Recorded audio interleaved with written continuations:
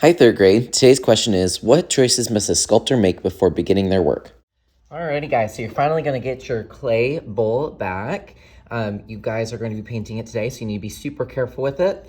Please try to be very careful with your fingers. Sometimes the edges can be sharp. You do want to be very soft when you touch this. Obviously, when you put it down, you want to be as soft as possible. This is very breakable, and I've had students boo-hoo-hooing because they broke it. I'm going to show you how I want you guys to paint today. You guys are actually going to paint it one color. Now, I know what you're thinking, Mr. Buffett, I want to paint it a million colors. That's fine, but I always do this every year. I need you guys to trust me. We paint it all one color, the color that's mostly going to be, and then next time we add more colors, it's going to look way better, and it's all about getting the entire thing covered. I'm going to explain to you why. When you guys are ready to paint, you're going to come over here. I would choose a big old brush and a paper towel, and you're also going to need a water cup. You and your partner can share this.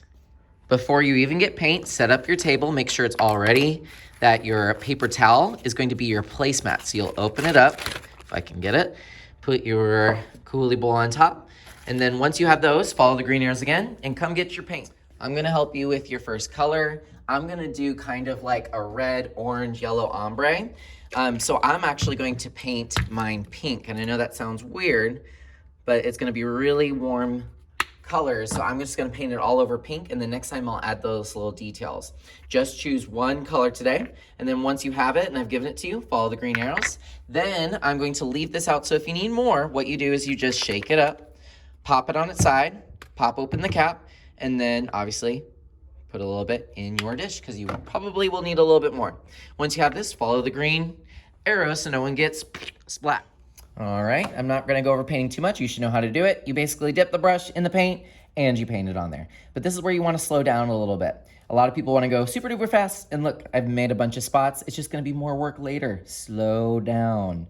The good thing about temper paint is you're gonna notice it just kinda sucks up into the sculpture and it dries really quickly because our surface is so porous. So it means that a lot of moisture can still get into the sculpture. And adding this layer here is actually going to make your sculpture even stronger. So that's another reason why we go over it with one layer. And as you can see, I have little dots appearing. If you see any dots, get a little bit nosy in there. Get that paintbrush and just go get it. Don't leave any spots for me. You can paint the front, you can get the sides, all of it. You can even do the back side too, so you can flip this over and do it. I'm gonna take my time and just get it done. All right, Mr. Bowfield, I'm done. Am I really done, guys?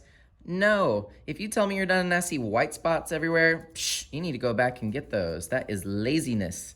Get it all covered. And then remember, next time, we're gonna take other colors and mix it up. So just pick one color to color today. I know that sounds crazy, but I need you guys to trust me that it will turn out better this way. All right, now I'm done for realsies. I'm going to let this dry for a little bit on my table, so I'm gonna leave the paper towel here. My paintbrush goes into the water cup, stir it around. Now notice I didn't use my water cup very much because I wasn't switching colors. This is only so that your paintbrush can get cleaned and won't dry out. So I'm just gonna put that in the water cup. Now it's time for us to clean our paint palette and put this away. So I'm gonna follow the green arrows while this dries. Now I have two sinks here. You're in charge of cleaning out your palette, and I'm gonna show you how. So you can clean here or you can clean it the other one. You're gonna turn on the water. Now, if it's like this, it's too fast. You wanna put it on its lowest setting. Otherwise, you're gonna get sprayed, I promise you.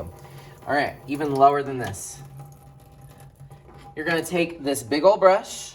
You're gonna put the water over the paint and then use the big brush to paint the paint away. Ah, you're seeing it disappear, right?